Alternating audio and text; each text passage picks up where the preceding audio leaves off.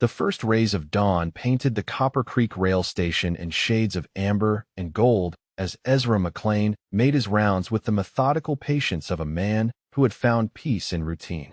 At 68, his weathered hands moved with quiet competence across the station platform, checking signals and adjusting the great brass clock that dominated the waiting area. Silver whiskers framed a face carved by decades of honest work, and wire-rimmed spectacles perched on a nose that had been broken more than once in a younger man's lifetime. His railroad uniform hung loose on a frame that had once carried more muscle, and passengers often mistook his gentle demeanor for weakness.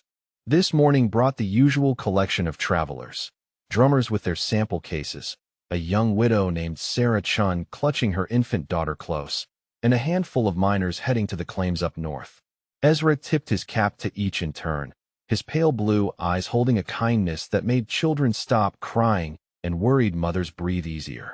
The trouble began filtering into town just after sunrise, riding hard and talking loud. 6 men with guns worn low and arrogance worn high. They called themselves the Dalton Gang, though most folks suspected the name was stolen along with everything else they claimed. Their leader, Jake Dalton, swaggered into Murphy's saloon across from the station with the kind of confidence that came from never facing real opposition. Their voices carried clearly through the thin morning air as they planned their strike on the 315 freight train, the one that carried payroll shipments from the territorial capital. They spoke as men do when they believe themselves beyond consequence, laying out their strategy with the casual brutality of predators discussing prey. Ezra continued his work, seemingly absorbed in adjusting the station clock, but every word reached his ears.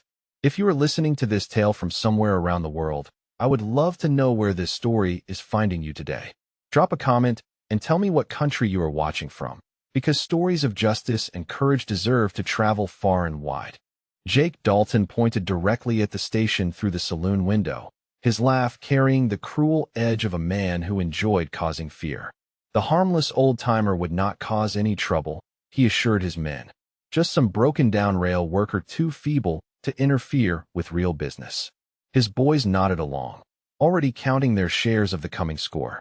But Ezra McLean had been listening to men plan violence for longer than Jake Dalton had been alive. As he polished the brass fittings on the station platform, his mind cataloged escape routes and sight lines with the automatic precision of someone whose survival had once depended on such calculations. The tremor in his hands, which passengers attributed to age, stilled completely as old instincts awakened from their long sleep. The widow Sarah Chun approached the ticket window with her baby daughter wrapped tight against the morning chill. She needed to reach Silver Falls by evening, she explained, her voice carrying the worry of a woman traveling alone through dangerous country. Ezra sold her the ticket with a reassuring smile, but his eyes were already calculating the mathematics of protection. 6 armed men against 1 old rail worker seemed like poor odds to most observers. They had no idea how poor the odds actually were. The Dalton Gang descended on Copper Creek like buzzards sensing carrion, arriving 2 hours before the 315 freight to scout their prey and savor the fear they would soon spread.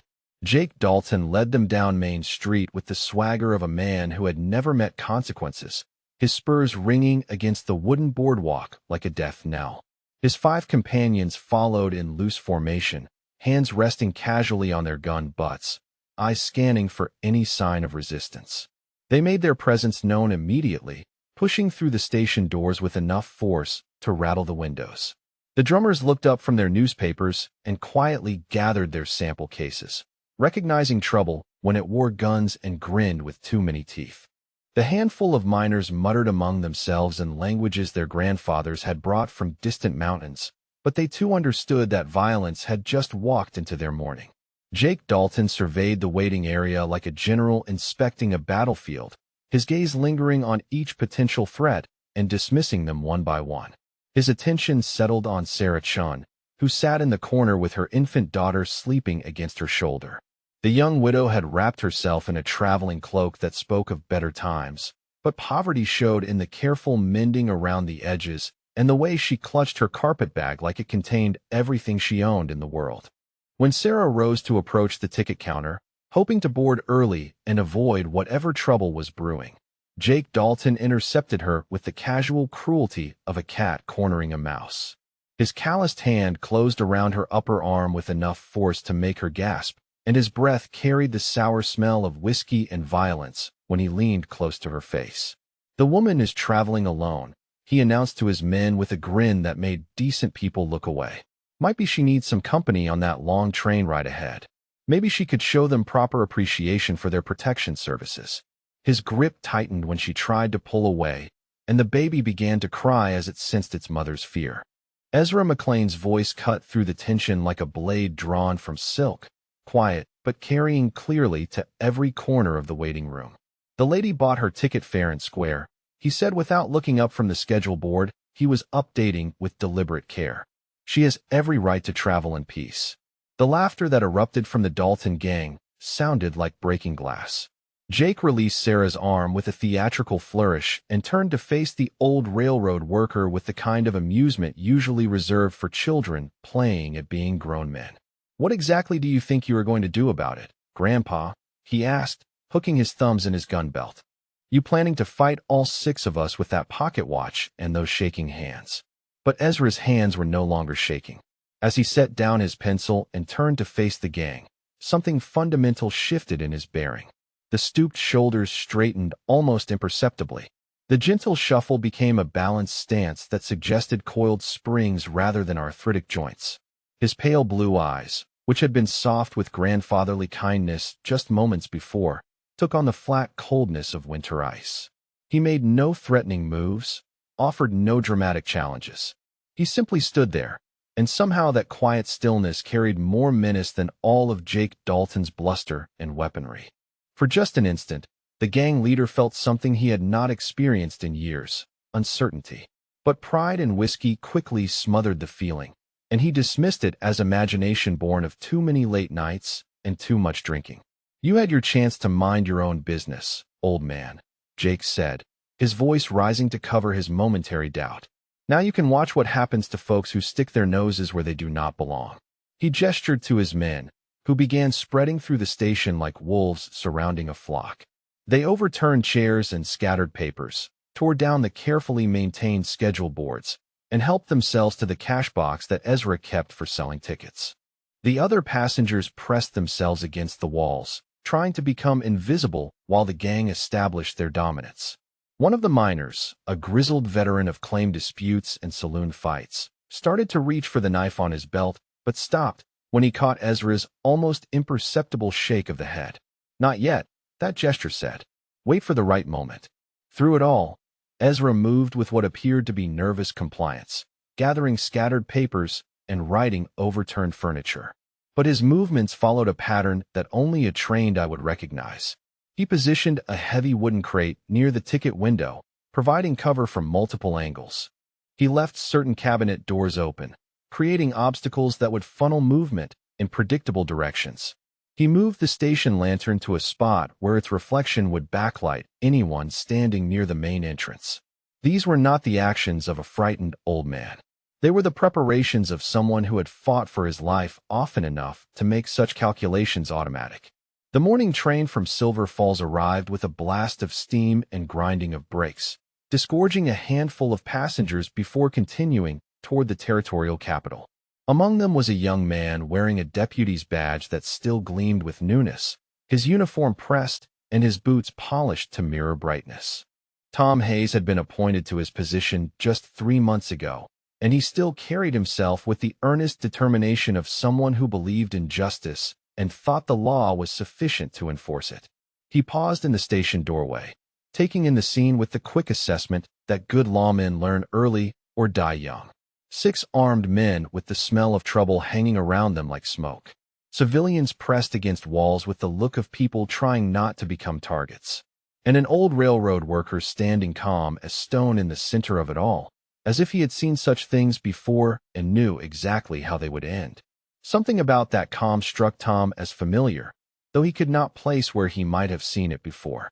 There was a quality to the old man's stillness that reminded him of stories his father used to tell, tales of legendary lawmen who could face down entire gangs with nothing but iron will and faster draw than human reflexes should allow.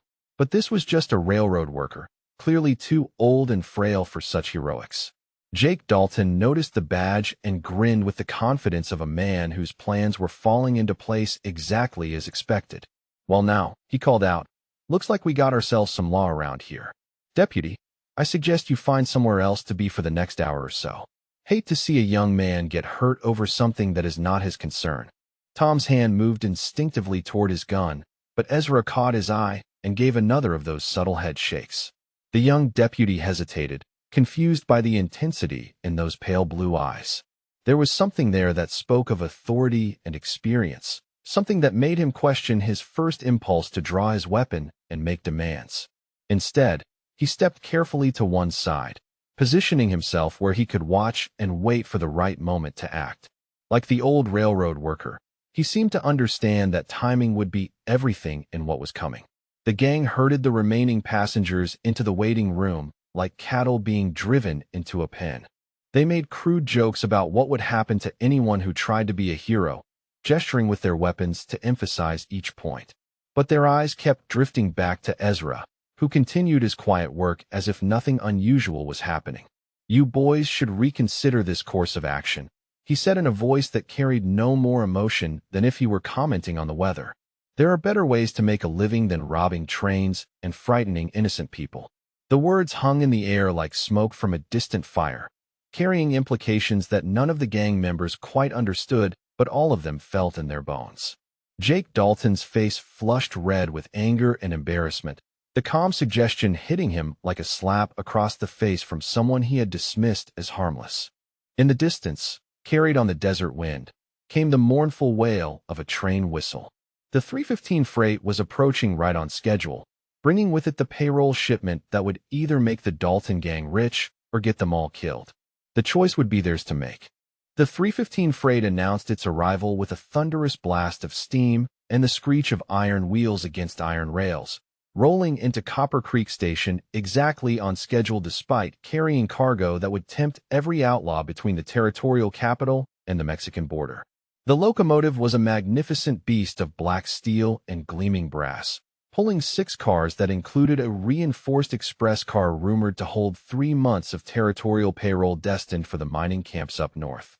Jake Dalton watched the train approach with the hungry eyes of a wolf sizing up a particularly fat sheep, his hand unconsciously caressing the grip of his Colt Peacemaker. The plan was simple enough that even his less intelligent companions could follow it without confusion. Board the train, neutralize any guards, crack open the express car, and ride away rich men before any law enforcement could organize a proper pursuit.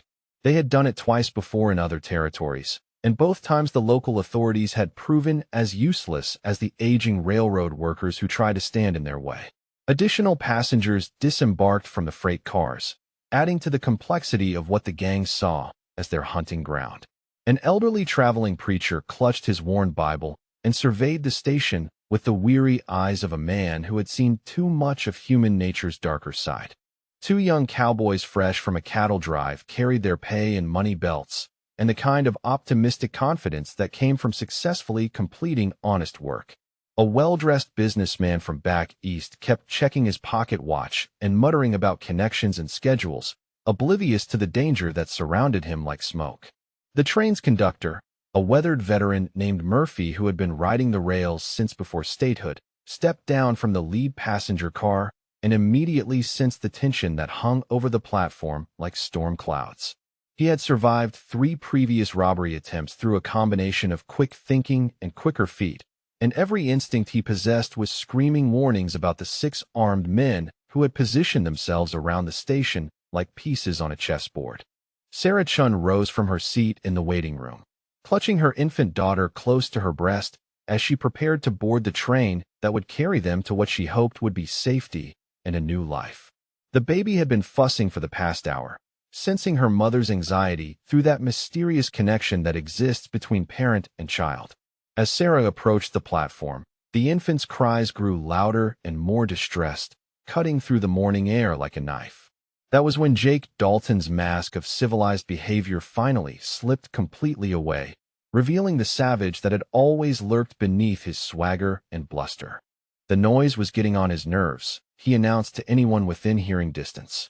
Maybe someone should do something about that squalling before it attracted unwanted attention from folks who might interfere with their business. One of his men, a gap-toothed killer named Bull Hendricks who took pleasure in causing pain to those weaker than himself, stepped toward Sarah with the casual cruelty of a man stomping on an anthill. He suggested in language that would make a sailor blush that perhaps the baby would be quieter if it were permanently silenced, and he made a gesture toward his knife that left no doubt about his intentions. The threat against an innocent child crossed a line that Ezra McLean had drawn in blood and conscience decades earlier, during his first case as a Pinkerton detective, when he had arrived too late to save a rancher's family from men very much like these.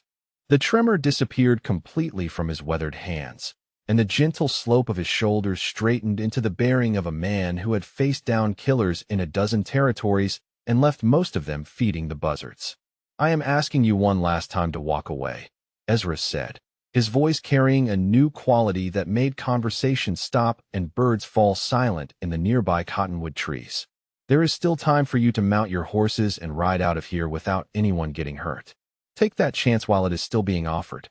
The transformation in his tone was so complete and so sudden that even the gang members noticed it, though they lacked the experience to understand what it meant.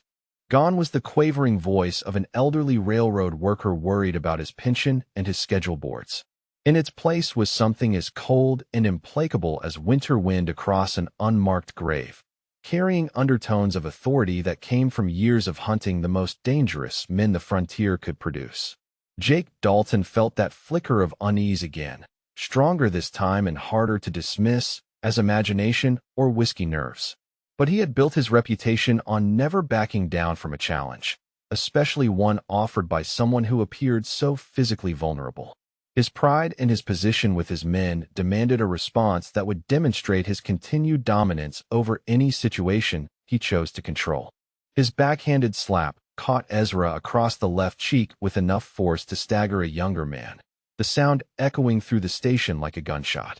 The blow opened a small cut below Ezra's eye where his wire-rimmed spectacles had been driven into his skin, and a thin trickle of blood began to trace its way down his weathered face. "Stay down, old man," Jake snarled, his confidence returning as he saw his victim apparently stunned by the assault. "Try to be a hero again, and you will be joining that baby in whatever comes next. Maybe we will make you watch first, so you can see what happens to folks who do not mind their own business when their betters are conducting important affairs." But Ezra McLean did not stay down. He rose slowly from where the blow had driven him to one knee, wiping the blood from his cheek with the back of his hand in a gesture so deliberate and controlled that it seemed like a ritual. When he straightened to his full height, something fundamental had changed about him that went far deeper than posture or bearing. The kindly railroad worker who had sold tickets and adjusted clocks had vanished as completely as if he had never existed. "You just made the last mistake of your life," he said in a voice like gravel rolling down a mountainside during an avalanche. The words carried no anger, no heat of passion or wounded pride. They were simply a statement of fact delivered by someone who had seen enough of violence to know exactly how this confrontation would end. Deputy Tom Hayes watched the transformation with growing amazement and the first stirrings of recognition that refused to crystallize into full memory. There was something about the way the old man held himself now, something about the absolute stillness that suggested coiled violence ready to spring, that reminded him of descriptions he had heard in saloons and lawmen's offices across 3 territories. The pale blue eyes that had been soft with grandfatherly kindness now held the flat coldness of a winter sky before a blizzard. The hands that had trembled with apparent age were now steady as bedrock, hanging loose at his sides in a position that suggested they knew exactly where the closest weapon could be found and how quickly it could be brought into action. "Dear God," Tom Hayes whispered as memory finally connected with reality. "You are McLean. You are Ezra McLean."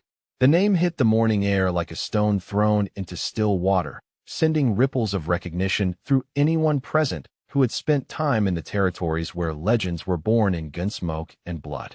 Even some of the gang members had heard stories told in whispered conversations around campfires, tales of a Pinkerton detective who could track a man across 3 states and bring him back alive or dead, depending on how much resistance was offered. Jake Dalton demanded to know what that meant, his voice rising with the first genuine note of uncertainty he had shown since arriving in Copper Creek. But his men were already backing away from the old railroad worker who was not what he had appeared to be, and even Bull Hendricks had taken his hand away from Sarah Chun and her baby. Ezra began removing his railroad jacket with movements as deliberate and ceremonial as a priest preparing for Mass, revealing beneath it a worn leather gun belt that carried the unmistakable lines of custom work done by a master craftsman.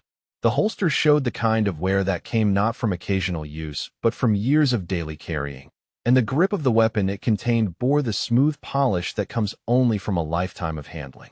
"My name is Ezra McLean," he said with the quiet authority of a man reading from an official record. 23 years with the Pinkerton Detective Agency, specializing in tracking and apprehension of armed fugitives across territorial boundaries. 47 arrests, 36 kills, all justified under territorial and federal law enforcement guidelines. The gang still did not fully understand what they were facing, but even Jake Dalton could feel the shift in momentum that had occurred with those simple words. The hunter had become the hunted, and all their careful plans had just turned to smoke and wishful thinking. But pride and greed are powerful motivators, and Jake Dalton had never learned the wisdom of strategic retreat. Deputy Tom Hayes found his voice rising from the stunned silence that had followed his whispered recognition, the words tumbling out with the desperate urgency of a man trying to prevent a massacre. He tracked down the entire Jameson gang single-handed when they robbed the Territorial Bank in Silver Falls, he announced to anyone who would listen. Brought them back across 200 miles of desert when every other lawman had given up the chase as impossible. The young deputy's face had gone pale as winter snow as more memories surfaced, stories his father had told him during long evenings when the old sheriff would reminisce about the legendary figures who had tamed the wildest territories. He caught Black Pete Morrison alive when every bounty hunter from here to California had tried and failed, Tom continued, his voice gaining strength as the full magnitude of the situation became clear to him. Morrison had killed 17 men in cold blood, but McLean walked into his hideout alone and brought him out in chains. Jake Dalton felt sweat begin to bead on his forehead despite the cool morning air, but his pride would not allow him to show weakness in front of his men or the civilians who were watching this confrontation unfold. He had built his reputation on being the most feared outlaw in 3 territories, and backing down from an old man would destroy everything he had worked to establish. Even if that old man was beginning to look less harmless with each passing moment. They called him the Railroad Ghost. Tom Hayes pressed on, unable to stop himself from recounting the legends that had shaped his own decision to wear a badge. He would appear wherever trains were being robbed, stage lines attacked, or express shipments threatened. 47 arrests in 23 years of service, and most of the men he went after never made it to trial because they chose to fight rather than surrender. Ezra McLean stood motionless in the center of the platform, listening to the recitation of his professional accomplishments with the detached interest of a man hearing someone else's biography read aloud. The blood from Jake Dalton's blow had stopped flowing, leaving a dark stain on his weathered cheek that only emphasized the transformation that had taken place behind his pale blue eyes. Gone was any trace of the gentle railroad worker who had sold tickets and worried about schedules. "I retired 15 years ago after my Martha died," Ezra said in a voice that carried clearly to every corner of the station platform. "She made me promise to put away the guns and find peace in honest work.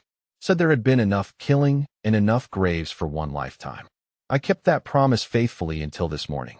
His hand moved to rest on the grip of the weapon that was still concealed beneath his jacket, a gesture so casual and natural that it seemed unconscious.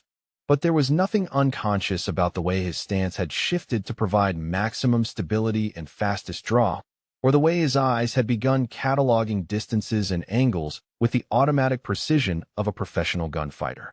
"Some promises get broken when innocent lives are threatened," he continued with the matter-of-fact tone of a man stating an obvious truth. "Especially when those lives include women and children who have done nothing more harmful than buy train tickets and try to travel in peace."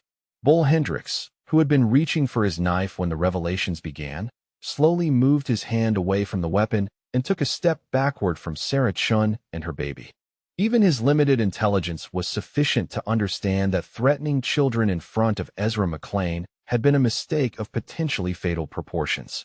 The gap-toothed killer had survived this long by knowing when to push and when to retreat, and every instinct he possessed was screaming warnings about the old man who was no longer acting old. Jake Dalton's desperation began to override his pride as he realized that his carefully planned robbery was disintegrating before his eyes. The payroll shipment that was supposed to make them all rich was sitting just 50 yards away in the express car, but it might as well have been on the moon if they could not get past the legendary lawman who stood between them and their prize. "You are bluffing," he declared with more confidence than he felt, drawing his Colt Peacemaker in a movement that he hoped would demonstrate his continued control over the situation. "No one man takes on 6 armed outlaws and lives to tell about it. I do not care what stories folks tell in saloons. Stories do not stop bullets." But Ezra McLean was no longer listening to Jake Dalton's bluster. His attention had turned inward, accessing memories and skills that had been dormant for 15 years but had never truly faded. His mind began the tactical assessment that had kept him alive through dozens of similar confrontations, calculating angles and distances with the automatic precision that separated professionals from amateurs. 6 men, he noted with the clinical detachment of a surgeon examining a patient. The leader is scared but trying to hide it behind aggression. 2 on his left are already looking for escape routes. The big one who threatened the child is dangerous but stupid. The quiet one by the freight car is the real gunfighter of the group. The youngest is having second thoughts but will follow the others rather than appear weak. His transformation completed itself as he removed his jacket completely, revealing not only the worn leather gun belt, but also the faded scars that marked his forearms like a roadmap of violence survived. The holster at his side was clearly custom work, shaped to fit both weapon and wearer with the kind of precision that came from years of daily use in life-or-death situations. The weapon itself was a work of art as much as a tool of war.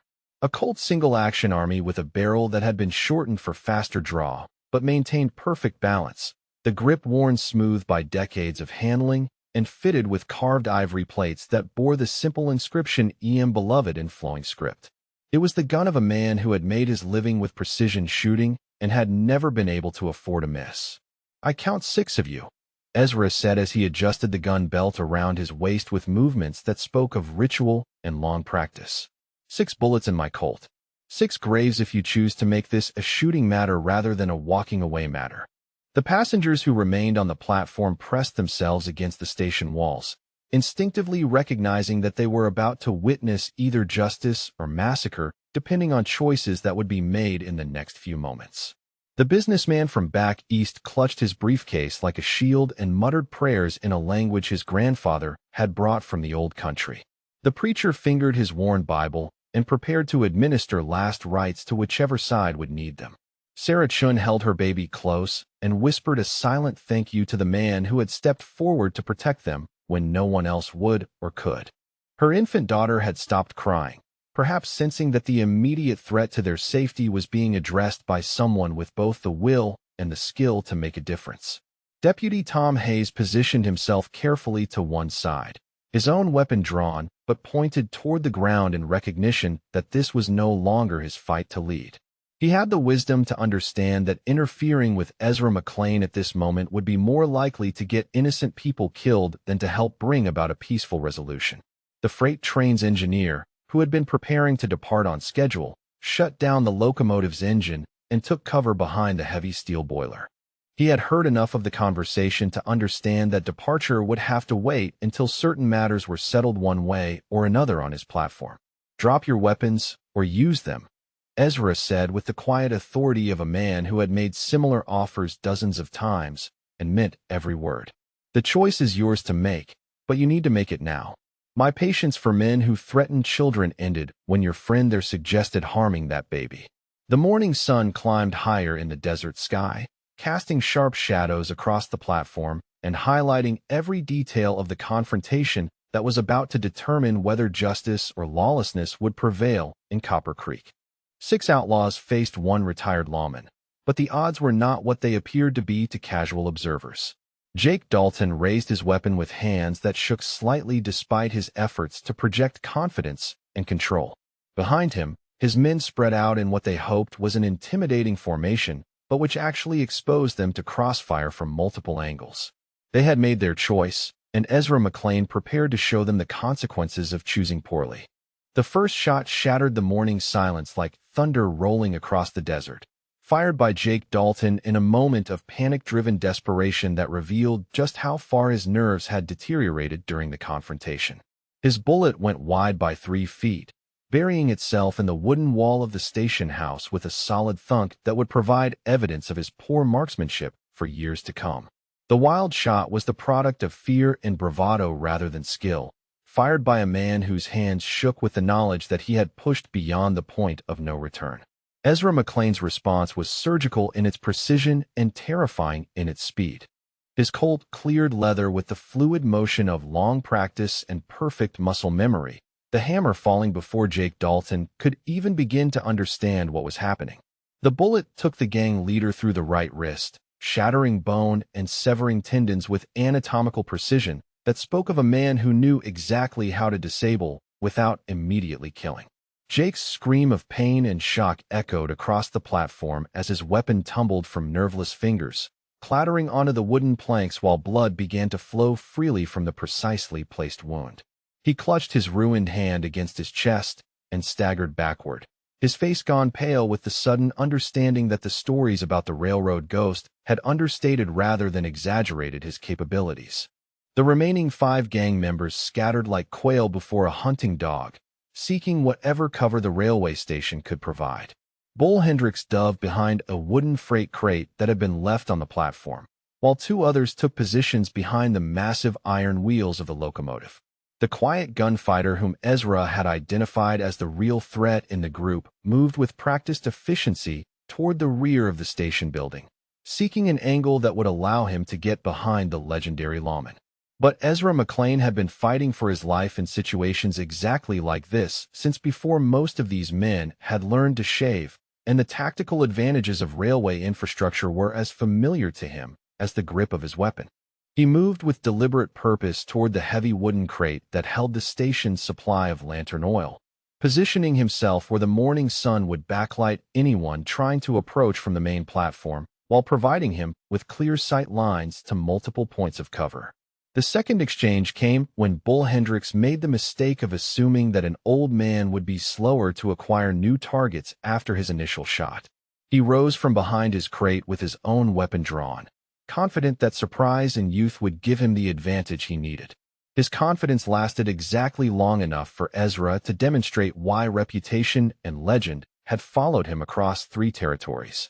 The bullet that found Bull Hendricks was not aimed to wound. It caught him center mass with the kind of shot placement that spoke of thousands of hours of practice and dozens of life-or-death encounters. The gap-toothed killer dropped without a sound, his weapon unfired and his threat permanently neutralized by a man who had learned long ago that mercy toward the violent often meant death for the innocent. One of the gang members who had taken cover behind the locomotive's massive drive wheels chose that moment to attempt a flanking maneuver, creeping along the length of the train with his pistol held ready and his eyes fixed on what he thought was Ezra's position. But the railroad ghost had not survived 23 years of hunting dangerous men by allowing himself to be outmaneuvered by amateurs who thought cover meant safety. Ezra's shot ricocheted off the polished steel of the locomotive's drive wheel with a ringing sound like a hammer striking an anvil, the deflected bullet finding its target with the same precision as if it had been fired directly. The would-be flanker crumpled beside the tracks, his weapon spinning away into the gravel as he learned too late that Ezra McLean could make shots that other men would consider impossible. Deputy Tom Hayes started forward with his own weapon drawn, his young face set with determination to assist in the fight that was unfolding around him.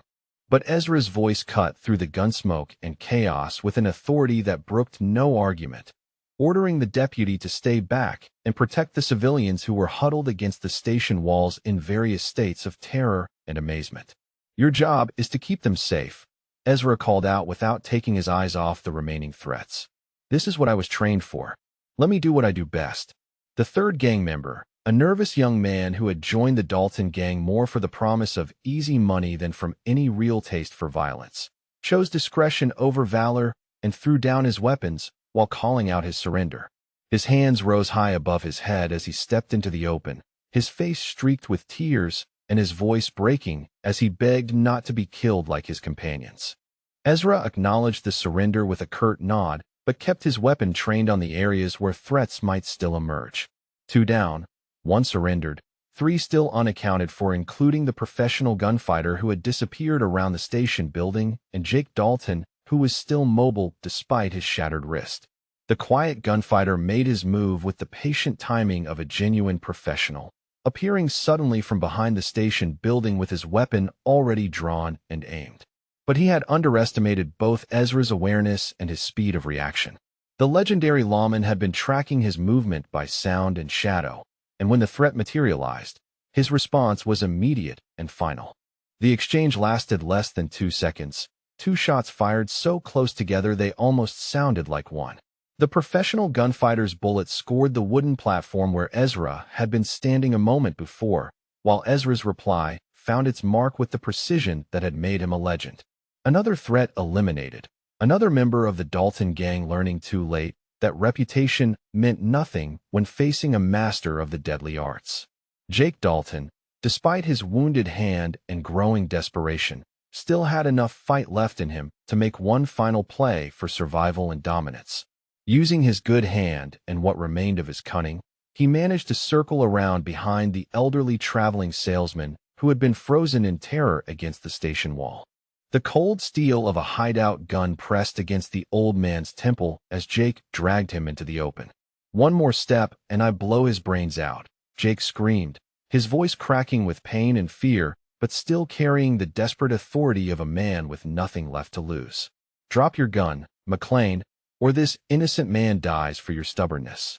The hostage situation lasted exactly long enough for Ezra to assess angles, calculate risks, and make the kind of shot that separated legends from ordinary men.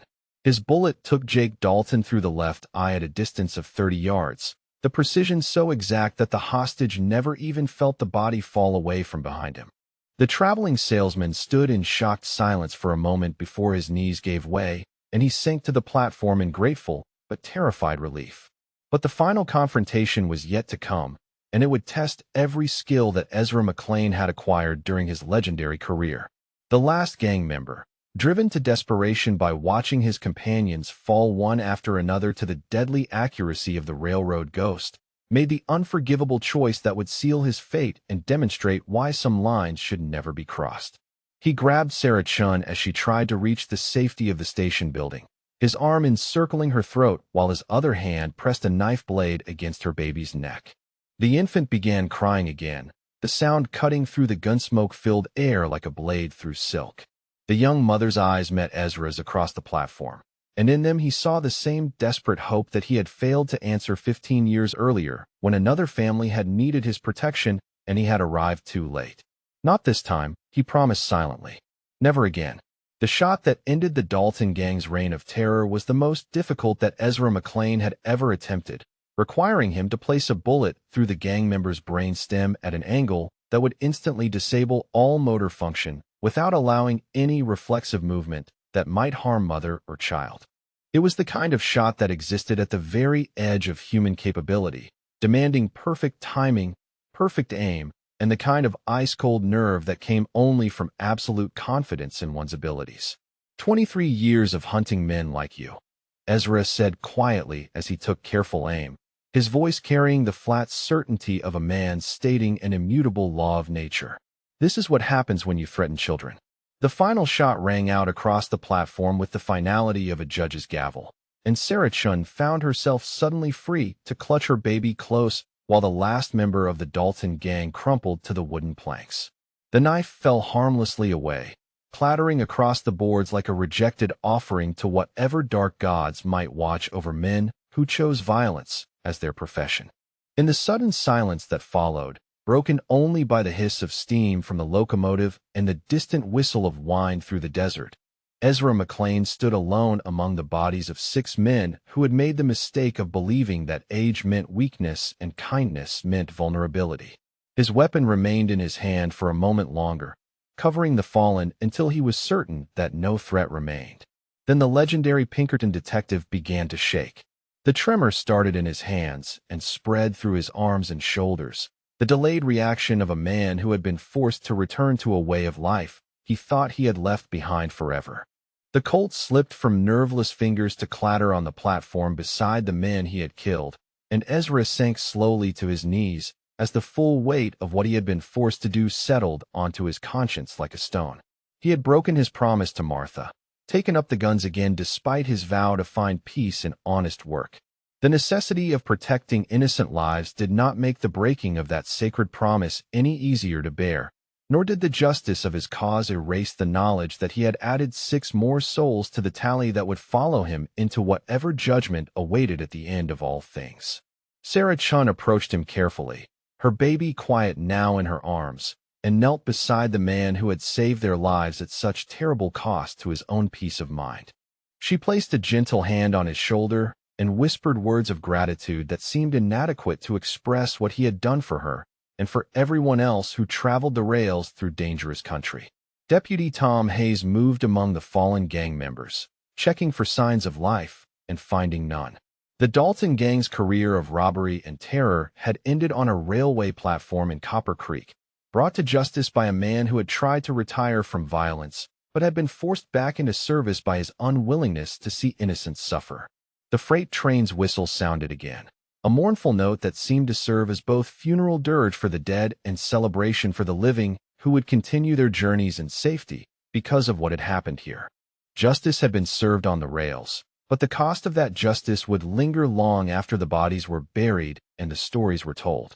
The sun had set behind the desert hills by the time Ezra McLean found himself kneeling beside Martha's grave in the small cemetery that overlooked Copper Creek from a rise covered in juniper and sage. The headstone was simple white marble that he had carved himself with her name, the dates that bracketed her too short life, and the single word that summarized everything she had meant to him: beloved. His weathered hands held the Pinkerton badge that he had kept stored in their bedroom dresser for 15 years, the metal still bright despite the passage of time. I am sorry, darling, he whispered to the gathering darkness, his voice breaking with an emotion that he had not allowed himself to show during the violence on the platform. I tried so hard to keep my promise to you. 15 years I managed to stay away from the guns and the killing. But when that man threatened to hurt that baby, I could not stand by and let it happen. Not again. Not like the Hendersons. The memory of his first case as a Pinkerton detective still haunted him after all these decades. The rancher's family he had failed to save because he had arrived just minutes too late to prevent a gang very much like the one he had faced today for murdering parents and children alike. He had sworn that day to never again allow innocents to suffer when he had the power to prevent it, and that oath had shaped every decision he had made throughout his legendary career. He remembered their wedding day with crystal clarity despite the 43 years that had passed since he had placed the ring on Martha's finger in the little church down in Silver Falls. She had been the daughter of a shopkeeper who sold supplies to miners and railroad workers, a woman of gentle spirit and fierce determination who had somehow seen past his reputation as a gunfighter to the man underneath who yearned for peace and companionship. Their years together had been the happiest of his life, even as his work with the Pinkerton agency took him away for weeks and sometimes months at a time in pursuit of fugitives across the harsh territories. She had never complained about the dangers of his profession or asked him to choose between her and his duty to protect others. But when consumption began to steal her breath and strength, she had extracted a promise that he would find another way to serve justice after she was gone. Put away the guns, Ezra, she had whispered during one of their last conversations, her hand resting weakly in his while the disease ravaged her lungs. You have given enough years to violence and death. Find peace in honest work and let younger men carry the burden of hunting killers. Promise me you will try to heal instead of harm. He had kept that promise faithfully for 15 years, finding unexpected satisfaction in the routine work of running a railway station and helping travelers reach their destinations safely. The tremor in his hands had been real enough, the product of advancing age and the gradual release of tension that had kept him alert and ready for danger throughout his prime years. But today had proven that some skills never truly fade, and that some responsibilities cannot be abandoned when innocent lives hang in the balance. Deputy Tom Hayes approached the cemetery with the careful respect of a young lawman who understood that he was interrupting a private moment between a legendary figure and memories too sacred for casual intrusion. He carried an official leather portfolio under his arm and wore his badge with the kind of pride that came from having witnessed true justice in action. The paperwork inside represented the territorial government's formal recognition of what had occurred on the railway platform. "Mr. McLean," he said quietly, removing his hat as he drew near to the gravesite. "I am sorry to disturb you, sir, but there are some matters that require your attention. The railroad company has authorized a substantial reward for your actions today, and the territorial governor wants to present you with a medal for distinguished service to public safety." Ezra looked up from Martha's headstone with eyes that still held the flat coldness of a man who had been forced to kill, though the worst of the shaking had finally passed. "I do not need rewards or medals, Deputy Hayes. I need to know that Sarah Chun and her baby made it safely to Silver Falls, and that the other passengers were able to continue their journeys without further trouble." The young lawman smiled with genuine warmth as he opened his portfolio to reveal not only the official documents, but also a letter written in careful feminine handwriting on expensive stationery. "Mrs. Chun asked me to deliver this personally," he said, extending the envelope toward Ezra. "She said it was important that you know how much your courage meant to her and her daughter." The letter was brief but heartfelt, expressing gratitude that no words could adequately convey and a promise that young Mary Chun would grow up hearing stories about the brave man who had protected her when she was too small to protect herself. Sarah had enclosed a photograph of herself and the baby taken at a studio in Silver Falls, with a dedication written on the back that read, "To our guardian angel, Ezra McLean, with love and eternal gratitude from the Chin family." As Ezra read the letter by the fading light, Tom Hayes continued with his official business. "The railroad company wants to rename this station in your honor," he explained. "McLean Junction has a nice ring to it, and it would serve as a permanent reminder that justice can still prevail when good men are willing to stand up against evil. They are also offering you a position as chief of security for the entire territorial line, with authority to hire your own deputies and establish whatever procedures you think necessary." But Ezra McLean shook his head slowly, his decision already made during the long hours he had spent reflecting on the day's events. "These old hands have carried enough badges, Deputy. I appreciate the offer, but my fighting days ended today along with the Dalton gang.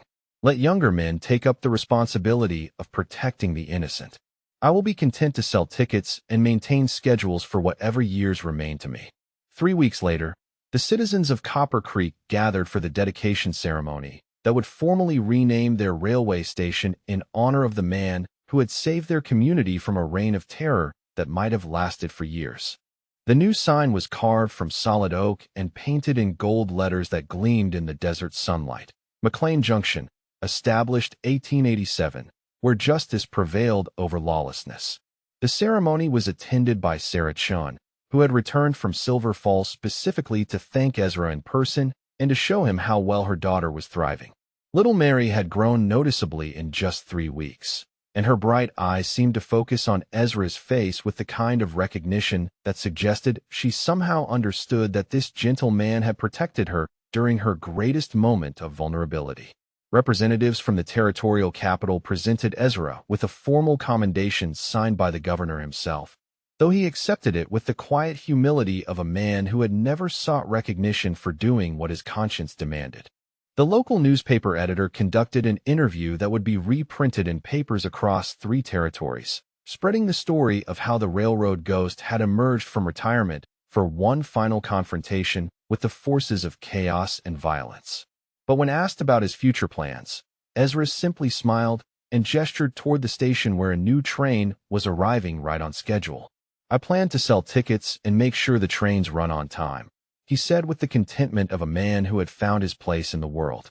"That is work enough for any man, and it honors the memory of my Martha better than any amount of gunfighting ever could."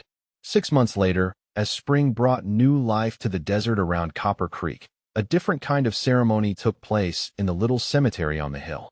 It was the annual memorial service for Martha McLean, attended by townspeople who had come to understand that honoring her memory was also a way of honoring the man who had sacrificed his peace of mind to protect them all. Ezra stood beside the white marble headstone with his hat in his hands and his Pinkerton badge resting permanently on the grave where it would remain until the end of time.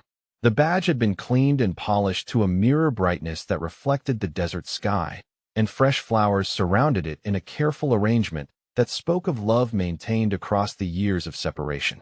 "The peace we found was worth the price, my darling," he said quietly while the gathered mourners maintained respectful silence. "Your husband became a killer again to prevent greater killing, and broke his promise to save innocent lives. I pray that when my time comes to join you, you will understand that some choices cannot be avoided when children are threatened and evil men believe themselves beyond the reach of justice." The memorial service concluded with a reading from the book of Ecclesiastes about there being a time for war and a time for peace, words that seemed particularly appropriate for a man who had spent his life walking the narrow line between necessary violence and the yearning for tranquility. As the gathering dispersed, many of the attendees made a point of shaking Ezra's hand and thanking him once again for what he had done on that morning when the Dalton gang had made their final mistake. 1 year after the confrontation that had restored his legend, Ezra McLean continued his quiet work at the station that now bore his name. New railroad workers occasionally arrived from distant territories, and they invariably heard whispered stories about the mild-mannered ticket agent who had once been the most feared lawman in the American West. Most of them dismissed such tales as frontier exaggeration until they looked into his pale blue eyes and saw something that made them reconsider their assumptions about the relationship between appearance and reality. A young conductor fresh from training in Denver made the mistake of complaining loudly about the primitive conditions in frontier stations and the backward nature of the people who worked in them.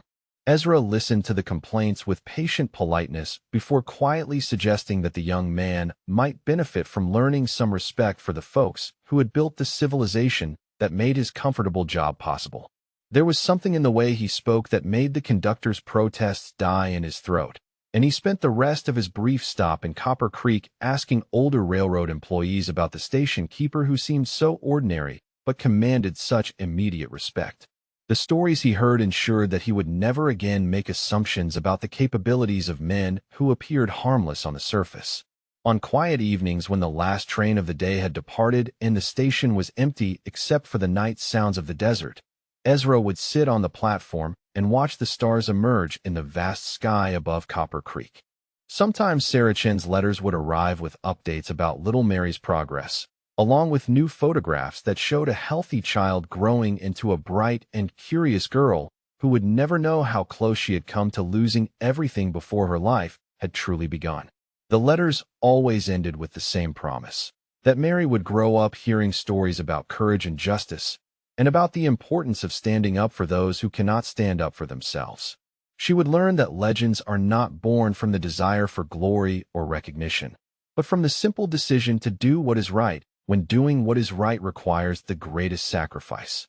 Deputy Tom Hayes, who had been promoted to sheriff after his exemplary handling of the Dalton gang incident, would stop by the station whenever his duties brought him through Copper Creek. He had become something of a legend himself, though on a much smaller scale, and young lawmen from across the territory sought his advice about handling dangerous criminals and maintaining order in communities where civilization was still taking root. But Sheriff Hayes always deflected such praise and directed the young officers to spend time talking with Ezra McLean, the man who had taught him that true strength came not from the willingness to use violence, but from the wisdom to know when violence was the only way to prevent greater harm from befalling the innocent. The lessons learned on that bloody morning had shaped his entire approach to law enforcement, and he made sure that every deputy who worked under him understood the difference between necessary force and unnecessary brutality. As the years passed and Ezra's hair turned completely white and his steps became slower on the station platform, the stories about the railroad ghost took on the quality of legend that transforms historical fact into moral instruction. Travelers would point out the station keeper to their children and tell them about the day when good had triumphed over evil because one man had been willing to break his own promise in order to honor a higher obligation to protect the defenseless. The station itself became a kind of shrine to the idea that justice could still prevail in a world that often seemed dominated by those who took what they wanted through violence and intimidation. The sign that read McLean Junction served as a reminder that ordinary people were capable of extraordinary courage when the situation demanded it, and that legends were not born in distant places among strangers, but in small communities where neighbors looked after each other and strangers were welcomed with kindness until they proved themselves unworthy of such treatment. And on winter nights when the desert wind howled through the canyon and the station creaked with the settling sounds of wood responding to changes in temperature, old Demers would swear they could still hear the echo of gunshots from that morning when the Dalton gang had learned too late that some men never really retire from the war between good and evil. They had simply been waiting for the right moment to remind the world that justice, like love, never truly dies. If you enjoyed this tale of hidden courage and enduring justice, I hope you will take a moment to like this video and subscribe to our channel for more stories about ordinary people who accomplished extraordinary things when circumstances demanded heroism. These stories matter because they remind us that legends are not born from superhuman abilities, but from very human choices to stand up for what is right when standing up requires everything we have to give. Until next time, remember that the badge of honor never truly tarnishes, and that courage is not the absence of fear, but the decision to act in spite of fear when innocent lives hang in the balance.